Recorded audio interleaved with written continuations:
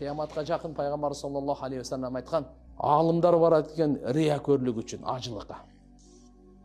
Кембагалдар барат экен тилемчилик үчүн, ажылыкка. Байлар барат экен акча, бизнес жасаш үчүн, ажылыкка. Бийлер барат экен саякаттанып, кожо көрсөн үчүн, ажылыкка. Булардын бири да ажы кабыл болбойт деген. Ошону көрүп келдик, мына Франция, Англияны, ошо Мекке, Мединаны деле көрөр экенбиз, бир көрүп коелу деп. Өлдү, муну ниети өлдү. Адамдар дагы айтат экен, ошол жакка барып кичине ошо адамдар көп кайрымдуулук кылышат, кичине акча таптап алайын. Бунун да ажылыгы өлдү. Алымдар барат экен, сен канча жолу ажылгансың? 5. Сенчи? 10. Мен, сен эчтеке кылып апсың, мен 15ти кылып койгом. Өлдү ажылыгы. Сен ким үчүн кылгансың? Мактаныш үчүнбү? Ким үчүн кылгансың? Эл сени о десинби? Ушунун бардыгы өлөт экен да. Ошон үчүн биздин кылган умрабыздан Алла разы болсо мага болду. Башка эч кандай алкыштын кереги жок. Эч кандай мактоонун кереги жок. Эч кандай даңктын кереги жок. Эч кандай о дегенди мага кереги жок мага.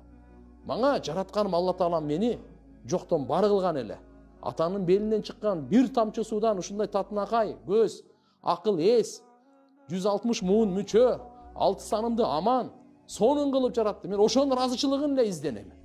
Ошонун ыраазычылыгын гана каалайм. Башка мага бары бир тарапта, Алла Тааланын ыраазычылыгы бир тарапта. Күн сайын мага жашоо берип атат. Күн сайын жүрөгүмдү соктуруп атат. Канымды айландырып атат. Мээмди иштеттирип атат. Уйкумду берип атат. Ырыскымды берип атат. Амандыгымды берип атат. Алла Тааланын неаматтары. Кандай кылып бизди жаратып койгон? Мына ошого Алланын ыраазычылыгын максат кылуу.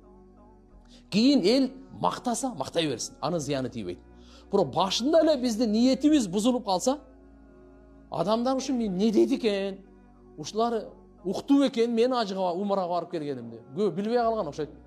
Кичине реклама кылып коюн, кичине айтып кой. Бул андай.